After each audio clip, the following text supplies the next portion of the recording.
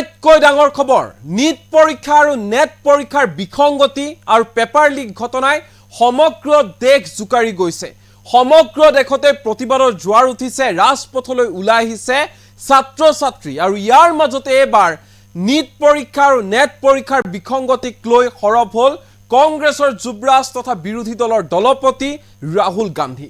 প্ৰধানমন্ত্ৰী নৰেন্দ্ৰ মোদীৰ বিৰুদ্ধে আক্ৰমণাত্মক ৰূপত দেখা পোৱা গ'ল কংগ্ৰেছৰ যুৱৰাজ ৰাহুল গান্ধী। কিছু সময় পূৰ্বে সংবাদমেল সম্বোধন কৰিছে ৰাহুল গান্ধীয়ে আৰু সংবাদমেলত তীব্ৰ কটাক্ষ কৰিছে মোদী চৰকাৰক। ৰাহুল গান্ধীৰ ফালৰ পৰা প্ৰশ্ন কৰা হৈছে যে প্ৰধানমন্ত্ৰী নৰেন্দ্ৰ মোদীয়ে দাবী কৰে যে তেওঁৰ বাবে ৰাছিয়া আৰু ইউক্ৰেইনৰ যুদ্ধ বন্ধ হৈ গ'ল।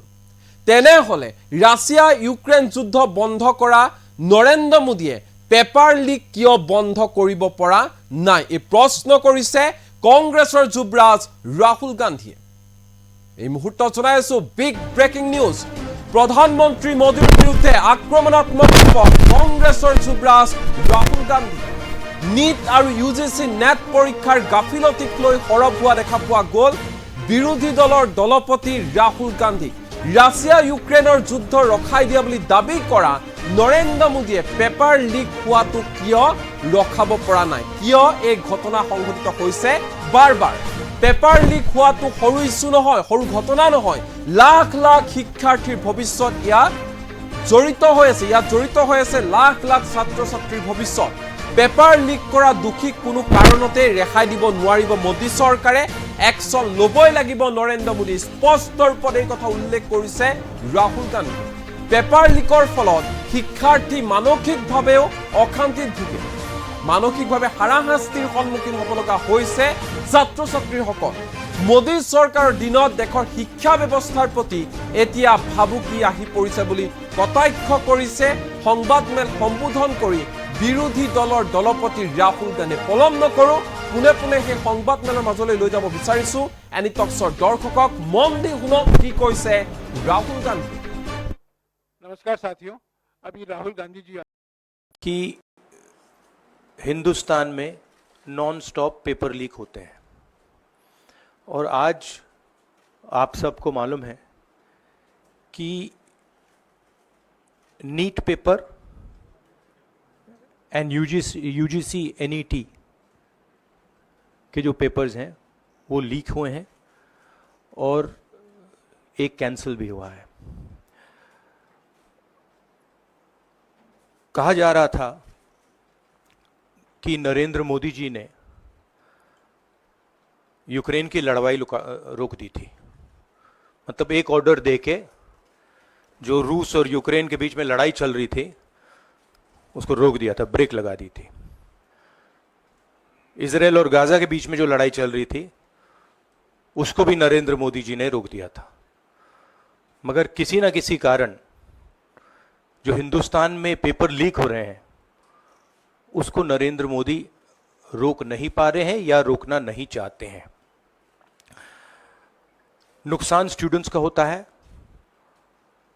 जो हिंदुस्तान के स्टूडेंट्स हैं, मैं जानता हूं कि आप इन एग्जाम्स के लिए महीनों सालों काम करते हो। ये आपका फ्यूचर है और आपके फ्यूचर से खिलवाड़ किया जा रहा है। मध्य प्रदेश में व्यापम हुआ और अब उस व्यापम को नरेंद्र मोदी जी और उनकी सरकार पूरे देश में फैलाने का काम कर रही है। मैं इंस्टीट्यूशनल कैप्चर की बात करता हूं, मीडिया की बात करी, अलग अलग हिंदुस्तान के जो संस्थाएं हैं उनकी बात की। यही एजुकेशन इंस्टीट्यूशंस में हो रहा है। पेपर लीक का कारण है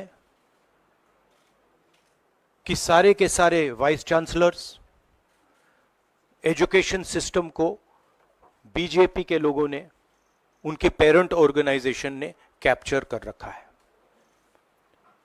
जब तक ये कैप्चर रिवर्स नहीं किया जाएगा तब तक पेपर लीक चलता जाएगा। इस कैप्चर को फैसिलिटेट नरेंद्र मोदी जी ने किया है और ये एक एंटी नेशनल एक्टिविटी है, क्योंकि ये देश का भविष्य है और इससे हिंदुस्तान के युवाओं को, स्टूडेंट्स को जबरदस्त चोट पड़ती है। इंक्वायरी चल रही है, एक को आपने कैंसिल कर दिया है, अब पता नहीं दूसरे को कैंसिल किया जाएगा या नहीं किया जाएगा, बट कोई ना कोई तो इसके लिए जिम्मेदार है और उनको एकदम पकड़ा जाना चाहिए और उन पे एक्शन लिया जाना चाहिए। आपके कोई सवाल हो? साथियों, मैं गुजारिश करूंगा सवाल आपके इसी विषय पर। हाँ प्लीज। हाँ, sorry. So, when I went on my Bharat Jodo Yatra, the second one, throughout the route, students were telling me that paper leaks are endemic in India. They study, they work hard, honest students suffer, and students who want to cheat benefit. And this was repeated again and again and again and again. Now we are seeing an expansion of the idea of Vyapam across the country. BJP states have had to deal with this. Uttar Pradesh has had to deal with this. Madhya Pradesh has been a center of this. Gujarat has been a center of this. And now they have expanded this idea to the rest of the country. This is extremely damaging to students. And it's happening because all our institutions have been captured. Our vice chancellors are placed not based on merit, but because they belong to a particular organization. And this organization and the BJP have penetrated our education system and destroyed it. What was done by Mr. Narendra Modi to the economy with demonetization has now been done to the education system. Youngsters, I want you to know that the reason this is happening and the reason you're suffering is because an independent, objective education system has been demolished and it has been replaced by an education system that is captured by the BJP, captured by their parent organization.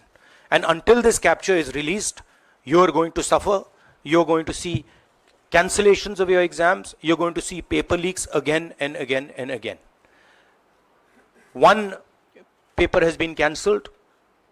We don't know what is going to happen to NEET. But whatever happens, it should not be done in a arbitrary fashion. The rules that apply to one paper should apply to another paper. And it is very important that the people who are guilty here are brought to book and they are punished. Thank you.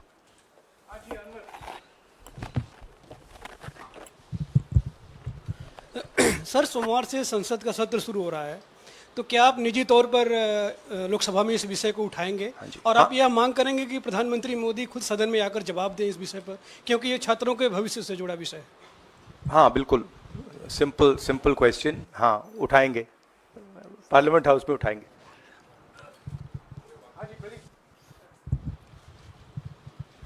Thank you sir.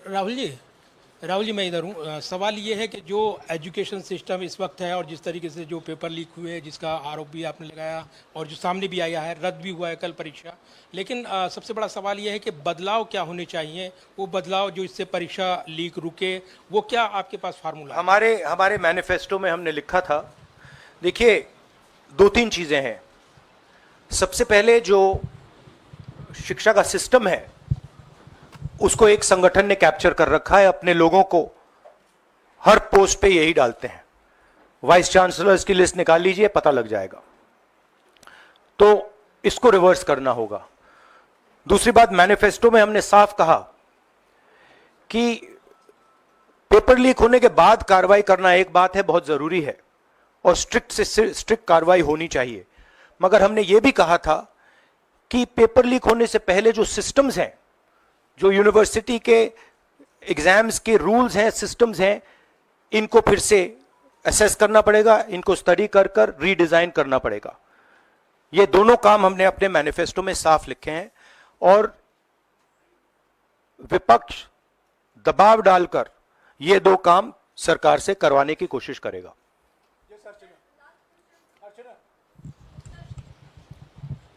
Rahul, do you think so? This is a education emergency, and till now, what is the stand? Government ने जितना भी stand लिया, do you satisfied with that stand? और sir मेरा दूसरा सवाल भी है, जिस तरीके से आप आज स्टूडेंट से मिल रहे हैं, आज NEET let me answer the question. See, there is a huge pressure on our students, and the pressure comes from a number of directions. The first direction is the large scale unemployment that is there in the country.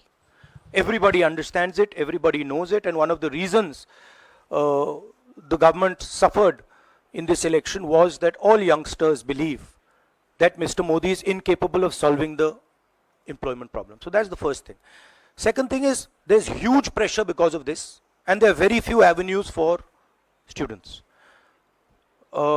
in all areas, right? So you've cut off the job avenue. Now you're cutting off the exam avenue. You're saying, you can take an exam, you can study, you can work as hard as you want. On the last date, we're going to tell you that the exam is cancelled. So, that avenue is also shut. You've shut avenues like Agniveer. You've shut avenues like the public sector. So the youth of India have nowhere to go. It doesn't matter whether you're an IIT graduate, IIT student, or you're trying to join the army. The youngsters in India simply have no way through. And it's not just an educational crisis. It's a crisis in pretty much every sphere that we are facing. Now, before the elections, it was very clear that there was massive control of the media, massive control of the other institutions, so people were quiet. Now people are very clear that we're sitting on a disaster, and we've got a government that is crippled, cannot do the job. It's literally walking around on one leg, right? So, yes, it's a crisis. It's a profound national crisis. It's an economic crisis. It's an educational crisis. It's an institutional crisis. So, but I don't see any response. I don't even see the capability of a response, right? So, हाँ नहीं one second, Bihar का भैया हमने कहा है कि inquiry होनी चाहिए और जो भी जिन्होंने भी पेपर लीक कराया है उनके खिलाफ कार्रवाई होनी चाहिए। राहुल जी, चूंकि ये मामला नेशनल लेवल पे भी एग्जाम्स में हो रहा है, स्टेट लेवल्स में भी एग्जाम्स में कई जगह इस तरह के पेपर लीक की घटनाएं होती है और करोड़ों छात्रों का जीवन अधर में लटक जाता है। आपको लगता है कि एक सख्त कानून बनाने की जरूरत है संसद में कि इससे निपटने के लिए? कैसे होगा, क्योंकि छात्रों का जीवन सख्त कानून आफ्टर द फैक्ट है, वो होना चाहिए। मगर अगर आप मेरिट के बेसिस पर लोगों को नहीं जॉब देंगे, अगर आप आइडियोलॉजिकल लोगों को वाइस चांसलर बनाएंगे, इनकेपेबल लोगों को वाइस चांसलर बनाएंगे, एग्जाम्स के जो स्ट्रक्चर्स हैं, एग्जाम लेने के स्ट्रक्चर्स हैं, उनमें आप आइडियोलॉजिकल लोगों को डालेंगे तो ये काम होगा। ये इसका सबसे बड़ा कारण BJP and its parent organisation ने जो कैप्चर किया है ये है। और अगर आप कल्प्रिट ढूंढना चाहते हैं तो मैं आपको बताता हूं जिन लोगों ने हिंदुस्तान के इंस्टीट्यूशंस को डिस्ट्रॉय किया है, जो पहले ऑब्जेक्टिव हुआ करते थे, इम्पार्शल हुआ करते थे, वो आज इम्पार्शल नहीं है, ऑब्जेक्टिव नहीं है, आइडियोलॉजिकल बना दिए गए हैं और मीडियोकर लोगों को इन इंस्टीट्यूशंस में बैठा दिया गया है। इसका मेन कारण यह है, और इसका आप एपिसेंटर देखिए, पूरा देश जानता है, युवाओं आप सब जानते हो कि इसका पहले एपिसेंटर मध्य प्रदेश हुआ करता था, वहां पे 40-50 लोगों की हत्या हुई थी, ये तब शुरू हुआ था। आप जानते हो कि गुजरात में, उत्तर प्रदेश में और मध्य प्रदेश में इन चीजों का एपिसेंटर है। और आप ये भी जानते हो कि बीजेपी के लोग कहते हैं कि हमारी लेबोरेटरी मध्य प्रदेश और गुजरात है। तो लेबोरेटरी से यह काम शुरू हुआ है और अब यह काम देश में फैल रहा है और आपका इससे नुकसान हो रहा है। जब तक यह रिवर्स नहीं किया जाएगा, जब तक हिंदुस्तान के इंस्टीट्यूशंस इनके हाथों से नहीं छीने जाएंगे और इफेक्टिव, ऑनेस्ट, इम्पार्शियल लोगों के हाथ में नहीं जाएंगे, तब तक ये होता रहेगा। और मैं आपको बता रहा हूं, जब तक बीजेपी रहेगी ये बढ़ता जाएगा।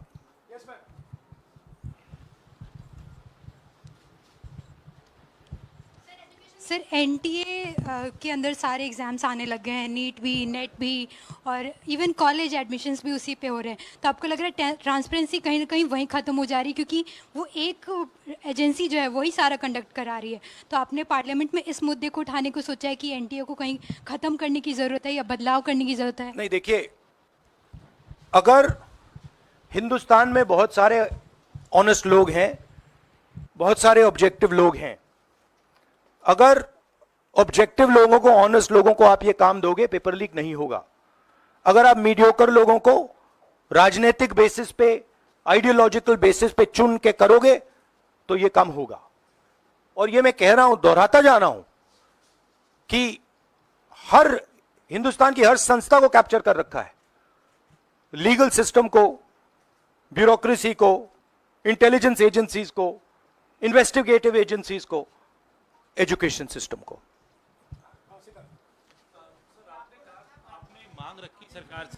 आपने अपनी मांगे रखी हैं सरकार से, लेकिन सरकार के पक्ष पहले ही सामने आ गया। एनटीए को जो एनटीए है एजेंसी, उसको क्लीन चिट एक तरीके से एचआरडी मिनिस्टर ने पहले ही दे दी है। तो सरकार का तो कहीं ना कहीं पक्ष साफ दिखाई देता है। उनका आगे आप लोग कैसे जाएंगे इसको? उनकी क्रेडिबिलिटी इन बातों में है ही नहीं। वो क्लीन चिट दें उसका कोई मतलब ही नहीं है, उनकी जीरो क्रेडिबिलिटी है। सब लोग जानते हैं कि एपिसेंटर मध्य प्रदेश, गुजरात एंड उत्तर प्रदेश। सबसे ज्यादा मेरी यात्राओं में सबसे ज्यादा पेपर लीक की बात यहीं आई थी, उत्तर प्रदेश में आई थी, मध्य प्रदेश में आई थी।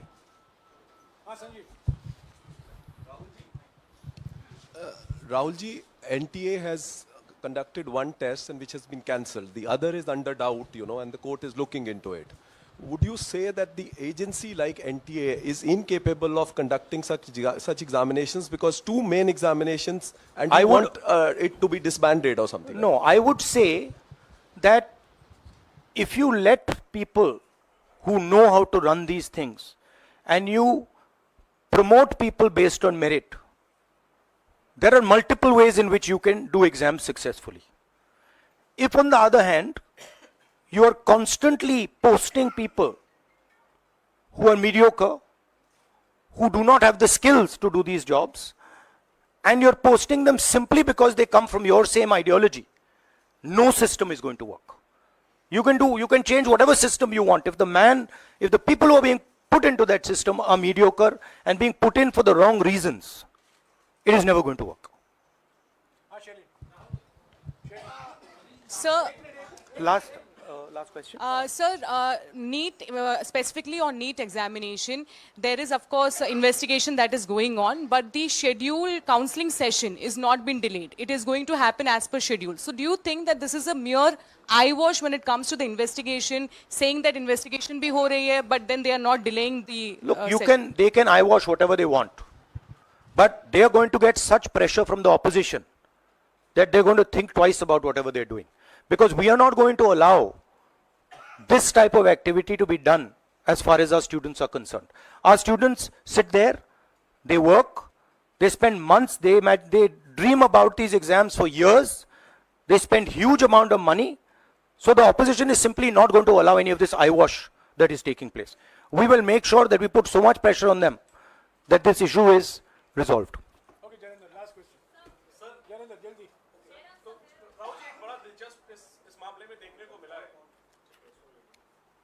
तो इसी विषय पर, इस मामले में एक अजीब स्थिति है कि जो आरोपी हैं पटना में, वो स्वीकार कर रहे हैं कि उनको पेपर पहले मिल गया था, यानी सीधे सीधे पेपर लीक का केस है। और सरकार की तरफ से पहले तो क्लीन चिट दे दी गई, पेपर लीक से इनकार कर दिया गया, और अब बिल्कुल रेडियो साइलेंस है। नेट कैंसिल हो गया, नीट पर अभी भी स्थिति साफ नहीं है। तो ये जो स्थिति है, आरोपी कह रहे हैं पेपर लीक हुआ, मंत्री कह रहे हैं नहीं हुआ, इस पर आप क्या सोचते हैं? और क्या नो कॉन्फिडेंस मोशन पार्लियामेंट में आप लोग लाने की कोशिश करेंगे? Silence is because Prime Minister is crippled. Right now, Prime Minister's main agenda is the Speaker. So he's not bothered about NEET, he's not bothered about all these things. He's bothered about कि भैया मेरी सरकार निकल जाए यहाँ से और मेरा Speaker बन जाए.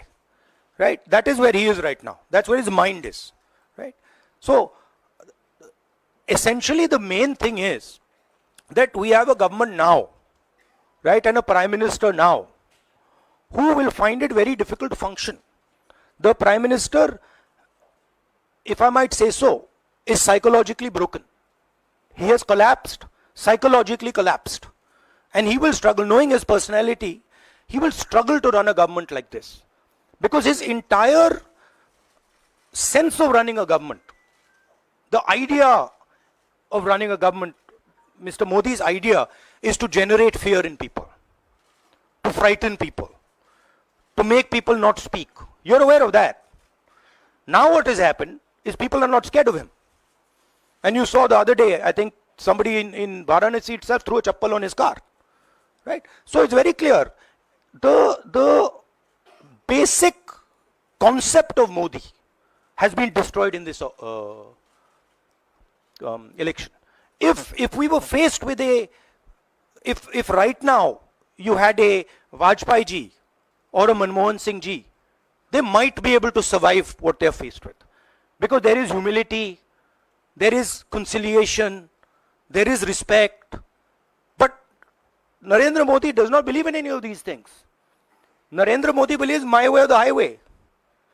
And now suddenly is found that earlier there were Congress people who were not scared of him. Now nobody in the country is scared of him.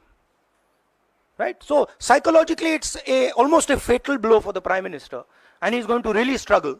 And of course now we have a stronger opposition. So it's going to be interesting and quite a lot of fun. Thank you. देखिए क्या हुआ, आपने जो नरेंद्र मोदी जी का जो concept था और वो गुजरात में शुरू हुआ था, गुजरात से वो गुजरात मॉडल फिर वो नेशनल लेवल पे लाए। कॉन्सेप्ट क्या था? कॉन्सेप्ट था मार्केटिंग, हजारों करोड़ रुपए की मार्केटिंग और डर, एजेंसी का डर, मीडिया का डर, सरकार का डर। अब हुआ क्या? अब देश में कोई उनसे डरता ही नहीं है।